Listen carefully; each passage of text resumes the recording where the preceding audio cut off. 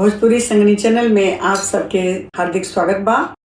12 से 1 बजे गईले बलमा मोरी पढ़ के न अइले। 12 से 1 बजे गईले बलमा मोरी पढ़ के न अइले। पढ़ के न अइले हो, पढ़ के न अइले, पढ़ के न अइले हो, पढ़ के न अइले। 12 से 1 बजे गईले बलमा मोर पढ़ के न अइले। 12 से 1 बजे गईले बलमा मोरी पढ़ के न अइले।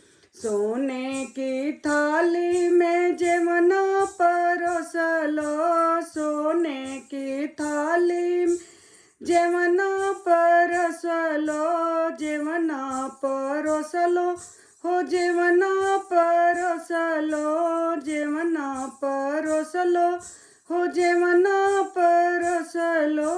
जेवना जहर होई गईले बलमा मोर पढ़ के न अइले। जेवना जहर होई गईले बलमा मोरी पढ़ के न अइले।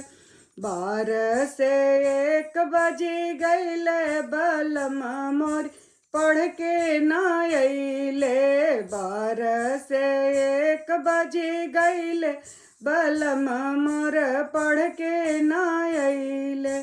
सोने के लोटा में गंगा जल पानी, सोने के लोटा में गंगा जल पानी, गंगा जल पानी हो, गंगा जल पानी, गंगा जल पानी हो, गंगा जल पानी।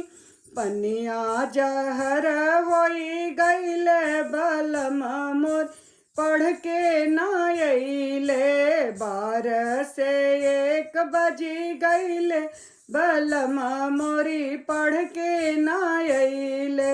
12 से 1 बजे गईले बलमा मोर पढ़ के न अइले।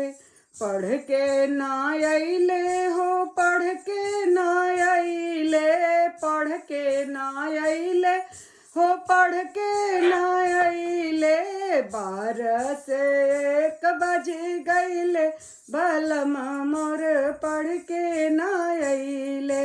12 से 1 बजे गईले बलमा मोर पढ़ के न अइले। 12 से 1 बजे गईले बलमा मोर पढ़ के न अइले।